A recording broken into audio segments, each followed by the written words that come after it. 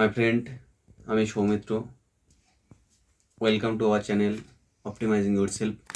আজকে আমি আমার এই নতুন ভিডিওতে আপনাদেরকে বলবো 2026-এ আপনাদের মানি রুলস কী হবে, কীভাবে আপনি 2026-এ আপনার অর্থকে বাড়াতে পারবেন। এই মানি সিক্রেটের আমি 5টা রুলস বলবো।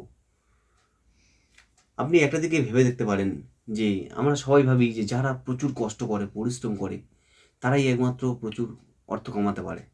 কিন্তু আপনার এই ধারণাটা ভুল। সেটাই যদি হতো তাহলে আজকে যারা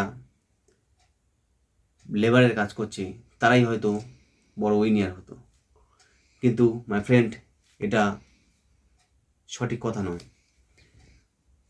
বর্তমানে যা সময় এসে গেছে, পরিশ্রমের থেকেও স্কিলটা খুব ইম্পর্টেন্ট।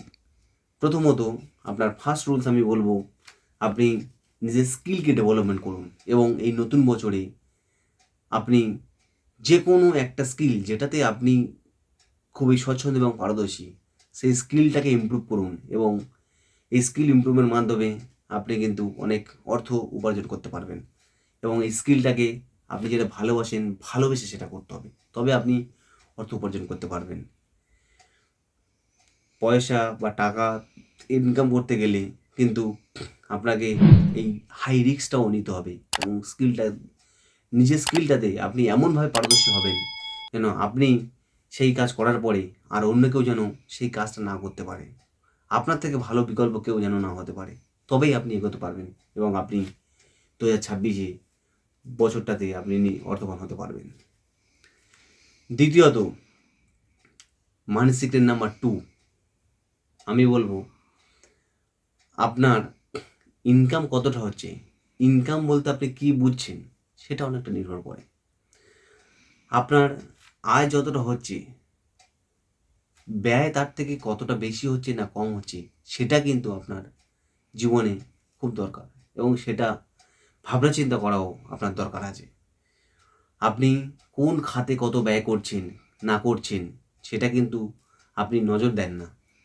আপনার প্রতিদিনের যে ছোট ছোট খরচাগুলো হয়, যেগুলো আপনার ব্যয় হয়, আমি আজকেই বলবো, আপনি একটা খাতা করুন বা ডায়েরি করুন, সেখানে আপনার ছোট ছোট খরচাগুলো আপনি নোট করে রাখুন এবং পরবর্তীতে দেখুন ওই খরচাগুলোকে আপনি অ্যানালিসিস করুন এবং ভাবুন যে এগুলো আমার করার দরকার ছিল নাকি ছিল না। এবং তার পরবর্তীতে আপনার যেগুলো খরচা করার দরকার ছিল না সেগুলোকে আপনি বুঝতে পারবেন। কারণ আমরা হচ্ছে মানুষ, আমরা সব কিছু কিন্তু মনে রাখতে পারি না। কিন্তু ওই লেখাটা যদি আমার থাকে, আমি পরে সেটা দেখে নিজেকে আরও ভালোভাবে তৈরি করে নিতে পারবো। এভাবেই কিন্তু আপনি আপনার খরচা কমানোর মাধ্যমে বা সঠিক জায়গায় খরচা করার মাধ্যমে আপনি কিন্তু 2026-এ নিজেকে অর্থবান করে তুলতে পারেন। এরপর আমি আসবো মানি সিক্রেট নাম্বার 3। আমি অবশ্যই আপনাদেরকে বলবো, আপনার পরিবারের সুরক্ষার জন্যে, প্রতিটা মেম্বারের সুরক্ষার জন্যে আপনাদেরকে অবশ্যই নিজের লাইফের কিছু ইন্স্যুরেন্স করে রাখতে অবশ্যই হবে। সেটা আপনি যেখান থেকে সে খুশি করতে পারেন। কিন্তু এটা আমি কেন বলছি, কারণ জীবন কিন্তু অনিশ্চিত, সেই জন্যে ইন্স্যুরেন্স করে রাখাটা কিন্তু অবশ্যই দরকার। এটা কিন্তু আপনি হয়তো সেটা বুঝতে পারবেন না, কিন্তু আপনার ভবিষ্যতের উত্তরাধিকারীরা সেই জিনিসটা বুঝতে পারবে এবং তারা সেটার বেনিফিট কিছু পেতেও পারে। এরপরে আমি আপনাদেরকে পরবর্তী মানি সিক্রেটে নিয়ে বলবো। মানি সিক্রেট নাম্বার 4, আপনাদের প্রত্যেকের, আমাদের যে মিডল ক্লাস ফ্যামিলি বা লোয়ার ক্লাস ফ্যামিলি, প্রত্যেকের মধ্যে একটা টেন্ডেন্সি আছে যে আমরা লোন নিয়ে আর ইএমআই নিয়ে নিজেদের জীবন কাটাতে চাই, যেগুলো আমাদের অত্যধিক প্রয়োজনীয় নয়, কিন্তু তবুও আমরা সেই লোন আর ইএমআইয়ের উপরে নিজেদের জীবন নির্ধারণ করি। আমি হঠাৎ করে ইচ্ছা হলো, আমি লোন নিয়ে একটা ফোন কিনে নিলাম, লোন নিয়ে একটা গাড়ি কিনে নিলাম, লোন নিয়ে কোথাও ঘুরতে গেলাম। এই যে ধারে চলার যে জীবন চিন্তা ভাবনা, মানে লোন নিয়ে যে জীবনকে চালানো, এটা কিন্তু একটা ট্র্যাপ। আমি বলবো এটা একটা ট্র্যাপ। মাই ফ্রেন্ড, আপনারা কেউই এই ট্র্যাপে পড়বেন না। আপনি নিজের পরিশ্রমের মাধ্যমে যতটা যা উপার্জন করতে পারছেন তার উপর জীবন নির্বাহ করুন। আপনি কখনোই ওই ধার করে যেটা করতে হবে সেটা কিন্তু আপনি করবেন না। হ্যাঁ, কিছু ক্ষেত্রে অবশ্যই লোন নেওয়া বা ধার নেওয়া সেটা দরকার। কোন ক্ষেত্রে? আপনি হয়তো কোনো কিছুতে ইনভেস্টমেন্ট করবেন, আপনি তার জন্য লোন নিতে পারেন। আপনার বিজনেসের জন্য বা আপনার শিক্ষা খাতে বা হায়ার এডুকেশনের জন্য, সেই সমস্ত জিনিস যেগুলো আপনার ভবিষ্যতের ভ্যালুটা বাড়াবে, সেইগুলোর জন্য আপনি কিন্তু লোন অবশ্যই নিতে পারেন। সেটা কিন্তু আপনার ভবিষ্যতে তার রিটার্নে অনেক কিছু আপনি ফিরে পাবেন। এখানেই বন্ধুরা আমি বলবো যে বড় লোক মানে ধনী লোক এবং গরিব লোকের মধ্যে পার্থক্য হয়ে যায়। ধনী লোকেরা লোন নেয়। আপনি পৃথিবীতে এমন কোনো ব্যবসায়ী আর দেখতে পাবেন না যারা লোন নেয়নি, কারণ প্রত্যেকেই লোনের মধ্যে আছে।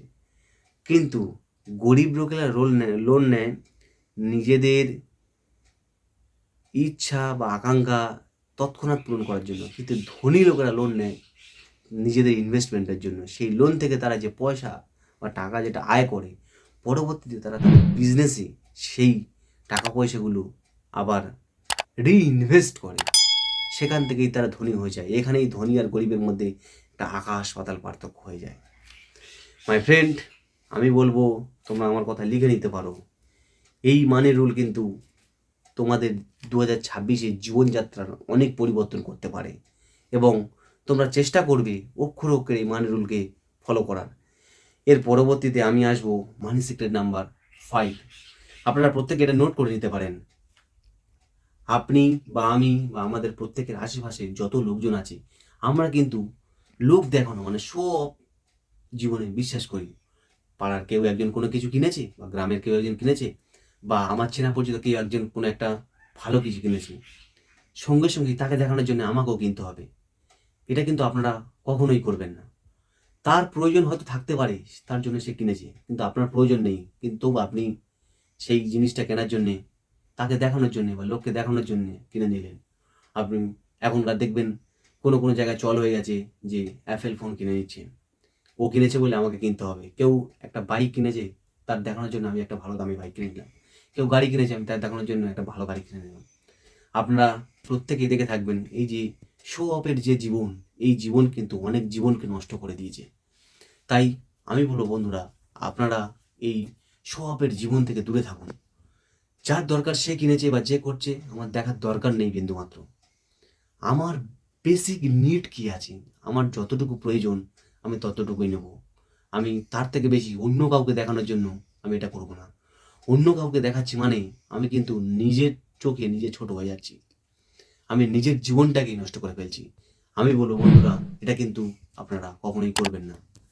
আপনারা শো অফের জীবনে বিশ্বাস করবেন না, এবং এই 2026-কে আপনি অর্থবান করতে গেলে আপনাকে কিন্তু এটা অবশ্যই ফলো করতে হবে।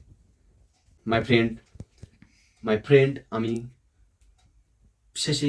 পরিশেষে আরও কয়েকটা কথা বলবো যে মানি সিক্রেটের আরও একটা সব থেকে বড় এবং গুরুত্বপূর্ণ বিষয় হচ্ছে যে আপনি শুরু করছেন কোন সময়, সেই সময়টা কিন্তু খুবই ইম্পর্টেন্ট। কথায় আছে, যত তাড়াতাড়ি আপনি শুরু করতে পারবেন তত তাড়াতাড়ি আপনি কিন্তু আপনার গোলটাকে অ্যাচিভ করতে পারবেন। আপনাদের চোখের সামনে অনেক গ্রামে বা আপনার এলাকাতে অনেক পরিচিত সেরকম লোকজন আছে, আপনার আইডিয়াল পার্সন। এরকম ইউনিভার্সেও অনেক বড় বড় ব্যক্তিত্ব আছে যারা হচ্ছে একদম ছোট্ট বয়সে শুরু করেছিল। তার মধ্যে ওয়ারেন বাফেট আছে, এলন মাস্ক আছে, যারা অল্প বয়সেই কিন্তু নিজেদেরকে সেইভাবে গড়ে তুলেছিলেন। আপনাদেরকেও সেই শুরুটা কিন্তু খুব তাড়াতাড়ি করতে হবে। আমি বলবো আপনারা যে কাজই করছেন সেই কাজের পাশাপাশি, বা আপনি যদি ছাত্র জীবনের মধ্যেও থাকেন, এই চিন্তাভাবনাটা আপনার মাথায় ঢুকিয়ে নিতে হবে যে আমি তাড়াতাড়ি শুরু করব। আর আপনার বয়স যদি 20 থেকে 25-এর মধ্যে বা এই রকম রেঞ্জের মধ্যে হয়, মানে আপনি যদি যুবক হন, তাহলে আমি বলবো আপনার এটাই হচ্ছে সব থেকে ভালো সময় শুরু করার। আমি বলবো আপনারা শুরু করুন এবং এগিয়ে যান। এই মানি সিক্রেটগুলো আপনি খাতায় লিখেও নিতে পারেন এবং আমার কথা মিলিয়ে নেবেন। এগুলো যদি আপনি ফলো করতে পারেন, 2026-এ কিন্তু আপনিও একজন অর্থবান ব্যক্তি বা মহিলা হয়ে উঠবেন। ধন্যবাদ সবাইকে। আর সবাইকে আবারও সবার শারীরিক সুস্থতা কামনা করি এবং পরবর্তীতে আপনাদের সাথে আবার দেখা হবে নতুন ভিডিওতে। এবং এই ভিডিওতে আপনার কোন মানি সিক্রেটটা সবথেকে পছন্দ হলো এবং ভালো লাগলো সেটা কিন্তু কমেন্ট বক্সে অবশ্যই জানাবেন। ধন্যবাদ।